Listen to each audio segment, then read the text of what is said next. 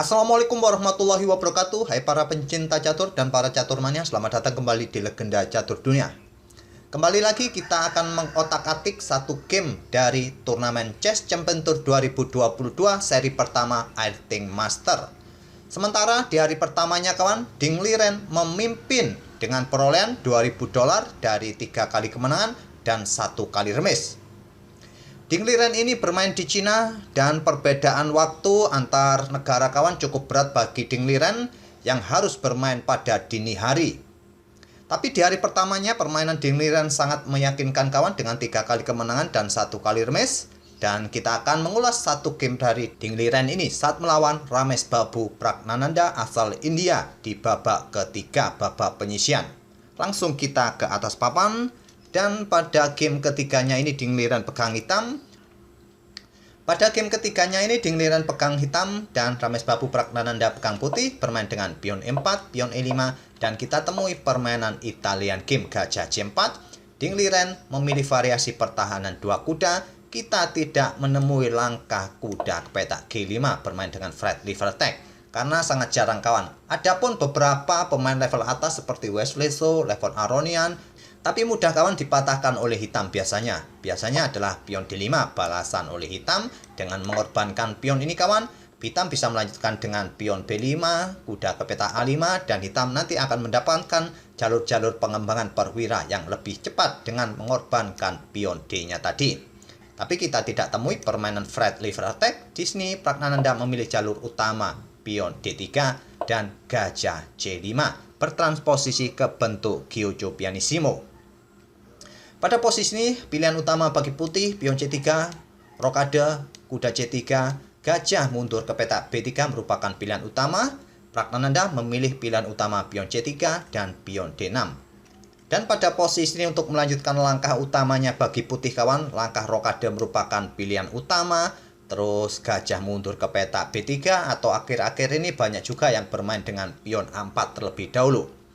Tapi pada posisi seperti ini, Pragnananda melihat hitam tidak memainkan pion H6-nya untuk mengontrol petak G5, langsung menempatkan gajahnya di petak G5 mengepin kuda.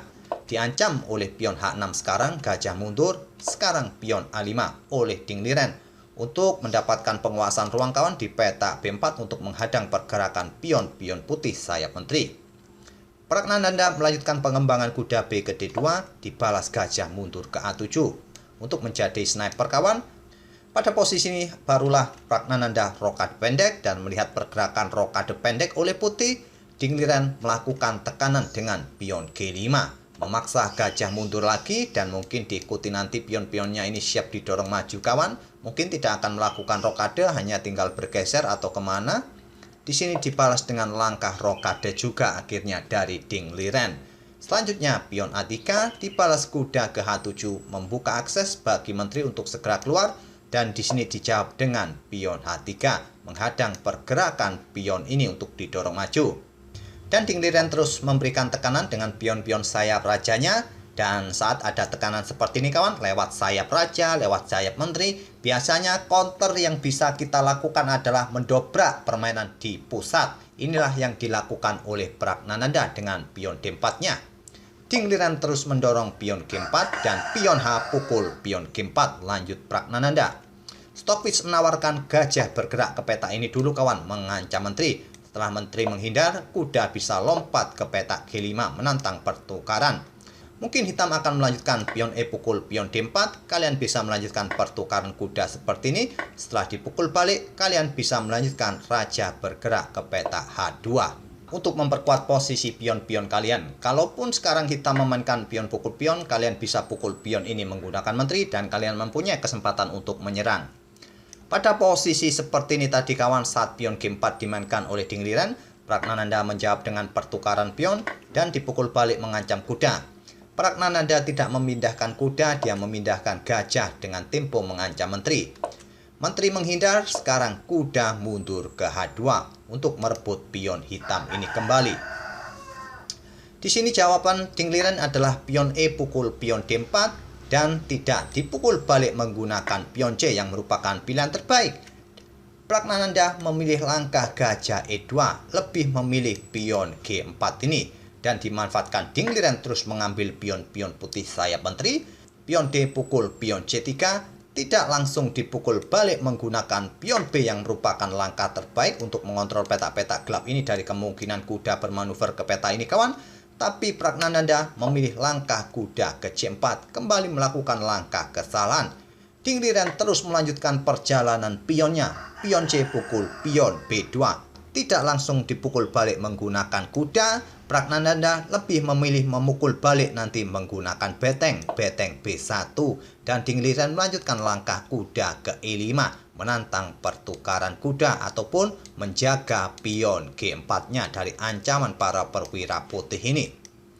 Pragnananda melanjutkan ambil pion B2 yang merupakan langkah kesalahan lagi. Beberapa kali kawan berturut-turut Pragnananda membuat langkah-langkah yang tidak akurat, mengakibatkan posisinya sangat tertekan lebih dalam lagi. Pada posisi ini kawan, langkah pertukaran merupakan jawaban terbaik. Setelah dipukul balik oleh pion, kalian bisa melanjutkan pertukaran menteri seperti ini dan tekanan nanti akan sedikit berkurang. Dan kalian nanti bisa melanjutkan pukul pion ini dengan beteng dan mengincar pion ini berikutnya. Tapi Pragnananda pada posisi seperti ini tadi, saat ada tantangan kuda menolak, dia memilih ambil pion B2. Dan Dingliren tidak melanjutkan pertukaran kuda lagi kawan, dia menyerang gajah di peta H4 ini. Pada posisi ini mungkin kalian melihat pion ini bisa dipukul sekarang oleh gajah terang ini dengan tempo mengancam menteri. Tapi menteri bisa menghindar kawan ke peta C6, lagi-lagi memberikan ancaman bagi kuda putih. Lihat di sayap raja pun gajah ini juga dalam ancaman kuda hitam. Jadi merepotkan nanti kawan, kalaupun kalian melakukan pertukaran seperti ini, masih bisa dipukul balik oleh beteng, tetap saja dua perwira kalian dalam ancaman hitam. Jadi pada posisi seperti tadi, saat mendapatkan ancaman dari kuda, gajah langsung ditarik mundur, barulah nanti bisa pukul pion ini. Tapi terlambat, kuda bisa membackup pion G4-nya di peta F6 dan dilanjut dengan langkah kuda E3. Di sini Dingliren melanjutkan ambil pion E4, memberikan pressure juga bagi gajah. Pragnananda ambil pion G4 dengan kuda H. Dan selanjutnya pion H5 menyerang kuda. Kuda tidak ditarik mundur kawan ke peta H2, memilih langkah skak dengan menteri ke D5, raja ke G7, dan selanjutnya gajah ditarik mundur ke H2 untuk menghindari garbuan ini. Kenapa kuda ini kawan tidak ditarik mundur ke peta H2 saja? Ancaman berikutnya tetap garbuan kawan, tapi ada langkah terbaik lainnya dengan langkah kuda pukul gajah terlebih dahulu. Setelah dipukul balik, di sini gajah bisa mendapatkan kuda di E3 dengan tempo skak. Jadi tidak ada pilihan bagus lagi kawan pada posisi seperti ini. Setelah raja ini bergerak ke peta G7, Ramesbabu Pragnananda lebih memilih menyimpan gajahnya. Dan Dingliren tidak terburu-buru untuk pukul kuda putih. Dia melanjutkan dengan langkah kuda ke peta C3, menggarpu menteri serta gajah. Menteri bergeser, kuda pukul gajah skak dipukul balik oleh beteng, barulah sekarang pion pukul kuda G4. Di sini kuda ke D5 lanjut Pragnananda untuk memberikan dukungan mungkin bagi betengnya, tapi masih cukup aman dengan adanya kuda di sini. Dijawab dengan langkah menteri C6. Setelah unggul satu perwira, Dingliren ingin menyederhanakan bidak-bidak di atas papan. Ditolak oleh Pragnananda, menggeser menteri ke B3. Sekarang gajah F5 melanjutkan pengembangan, juga mengkoneksikan kedua betengnya untuk segera keluar.